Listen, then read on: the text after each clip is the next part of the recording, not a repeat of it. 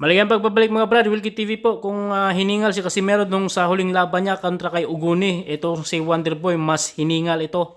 Mas medyo mas mahina yung hangin ni Wonderboy kontra dito kay kung ikumpara natin kay Casimero. So malayo pa no, marami pang bigas na kakainin si Wonderboy kontra kay Casimero mga brad no. So wag natin ikumpara kay Casimero. So natapos nga po ang laban niya kanina kontra sa taga Thailand at na ano po mga brad no, panalo po si Wonderboy, si Carl Hamis Martin, panalo po kanina via 6 round knockout.